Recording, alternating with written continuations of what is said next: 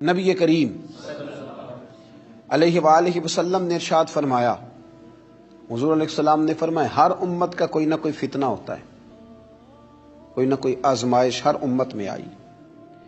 جس سے لوگ راہ حق سے بھٹک گئے، ان پر آزمائش آئی۔ ہر امت کا کوئی نہ کوئی فتنہ، ہر امت پر کوئی نہ کوئی آزمائش۔ تو محبوب کریم علیہ السلام فرمانے لگے میری امت کا فتنہ مال ہے، میری امت کی آزمائش مال ہے، ان کے اندر مال آیا ہے، فتنہ آیا۔ حضرت عمر فاروق رضی اللہ تعالیٰ عنہ کا زمانہ مبارکہ تھا تو مال بہت زیادہ آیا تھا۔ حضرت عمر کے زمانے میں اللہ نے دولت بہت زیادہ عطا کی، چونکہ بہت سارے علاقے فتح ہونے لگے تو مال غنیمت ڈھیروں آنے لگا۔ حضرت عبد الرحمن ابن عوف رضی اللہ تعالیٰ عنہ فرماتے ہیں کہ جب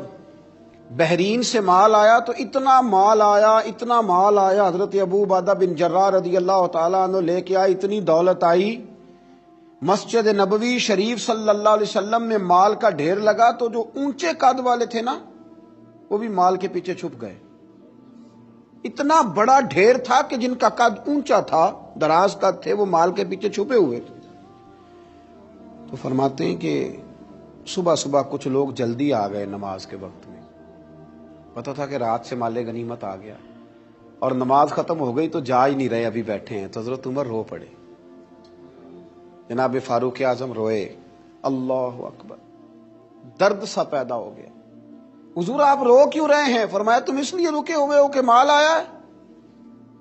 لوگوں نے عرض کی حضور ہاں بات تو ٹھیک ہے اور یہ صحابہ کا حق ہے، یہ سب لوگوں میں بٹے گا۔ تو حضرت عمر فاروق رضی اللہ تعالیٰ عنہ سے کہا جناب آپ شکر ادا کریں، آپ رو رہے ہیں۔ فرمایا تمہیں نہیں نہ پتا، میں نے اپنے نبی پاک سے سنا ہے علیہ السلام، حضور نے فرمایا میری امت کا فتنہ مال ہے، جہاں مال آتا ہے وہاں عداوت بھی آتی ہے، جہاں مال آتا ہے وہاں تلخیاں بھی آتی ہیں، جہاں مال آتا ہے وہاں لالچ بھی آتا ہے، جہاں مال آتا ہے تو وہاں پھر لوگ ایک دوسرے سے بٹورنا بھی چاہتے ہیں۔ جب تک جیبوں میں مال نہیں نہ ہوتا تو جو بھی پیار کرتا ہے ذات سے کرتا ہے، اور جب جیب میں مال آتا ہے تو پھر زیادہ تر لوگ جیب سے پیار کرتے ہیں۔ یہ امیروں کا کہنا تو ہوتا ہے کہ لوگ بڑا چاہتے ہیں جی بڑی اللہ کی عزت ہے، تو میں کہا کرتا ہوں ذرا دولت الگ کرنا، پھر اپنی حیثیت کا تعین کر کے تیری کتنی عزت ہے۔ یہ دولت کا لیبل ہے نا، اس کو ذرا اتار، خود پتہ چل جائے گا تیرے پاس کیا ہے۔ میرے نبی کریم علیہ السلام نے اسے فتنہ قرار دیا، یہ تو آزمائش ہے۔ لالچ کرنا، لالچ میں پڑے رہنا، لالچ کی طرف سفر کرنا، اور مطمع نظر لالچ بنا لینا، مطمع نظر۔ ایک بہت بڑے دولت مند کا میں ایک دفعہ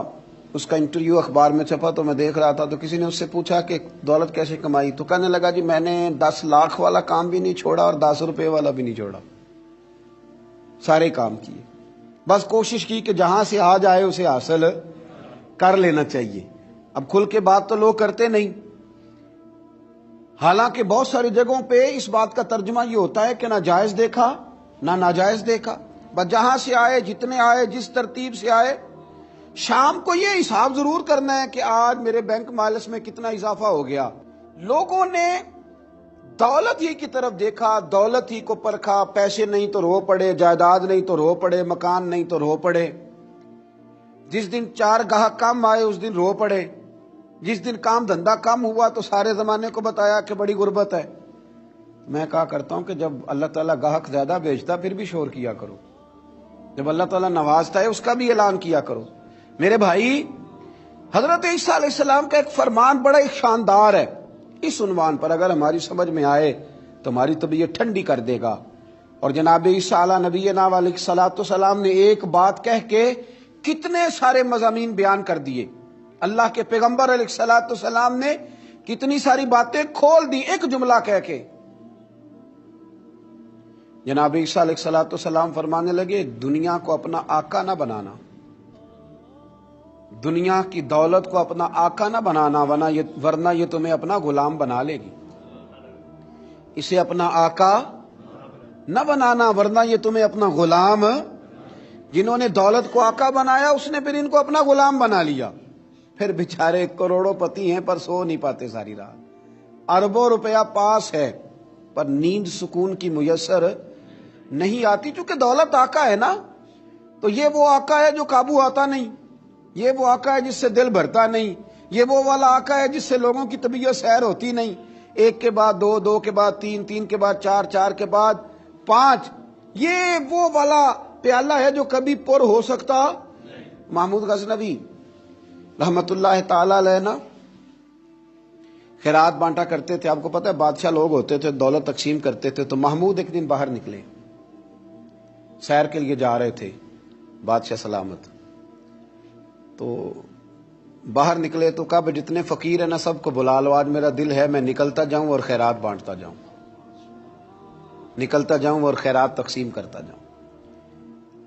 محمود نے اعلان کیا تو بعض اوقات انسان کچھ بات کرتا ہے تو اس کے لفظوں میں نا تھوڑا کر و فر نظر آتا ہے، تھوڑا تکبر نظر آتا ہے، تھوڑا غرور نظر آتا ہے۔ ایک درویش بھی وہاں سے گزر رہے تھے، انہوں نے بھی بادشاہ کا یہ جملہ سنا، انہوں نے بھی بادشاہ کا یہ جملہ سنا، اس طرف توجہ فرمائی کہ لو جی جو جس نے لینا ہے نا آج اسے دیا جائے گا، آج میں بانٹتا ہی جاؤں گا۔ وہ بزرگ بھی آ گئے، کاسا لکڑی کا پیالہ ہاتھ میں پکڑا ہے، وہ بھی تشریف لائے، اور محمود غزنوی جب بانٹ رہے تھے تو انہوں نے بھی اپنا پیالہ آگے کر دیا،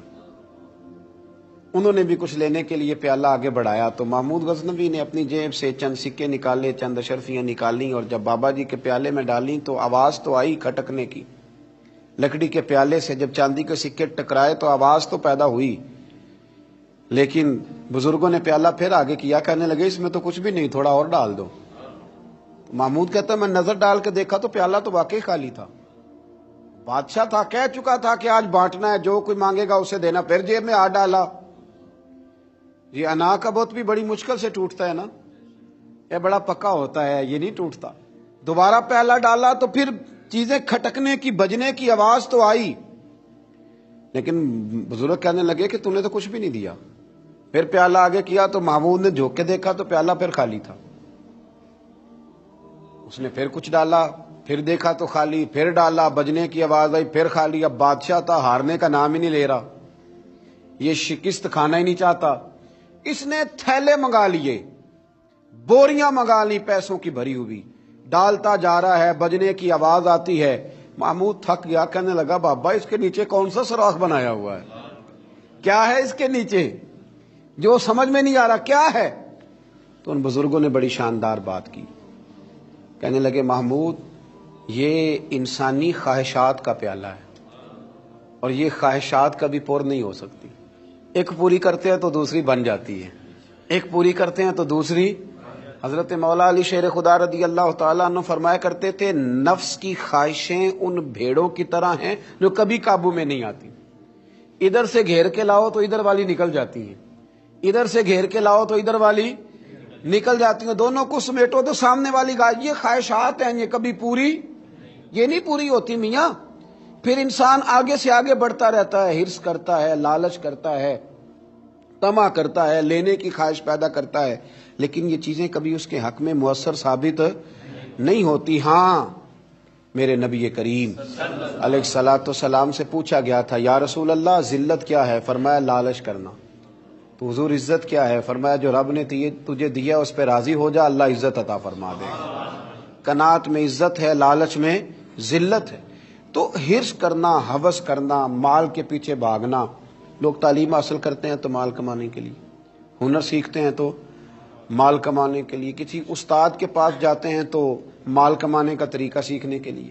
کسی سے یارانہ لگاتے ہیں تو کہتے ہیں ذرا دیکھو تو صحیح یہ آگے کیسے گیا ہے۔ جب مطمع نظر ہی مال ہو، جب توجہ ہی ساری مال کی طرف ہو، جب دولت ہی ہر چیز کا لوگ ماں حاصل سمجھ لیں اور مقصود اور مدعائی دولت کو بنا لیں، تو پھر انسانوں میں کمزوریاں پیدا ہوتی ہیں، روحانی قوتیں ختم ہوتی ہیں، پھر انسانوں کے اندر شوق، ذوق اور وہ ساری چیزیں کمزور پڑتی ہیں۔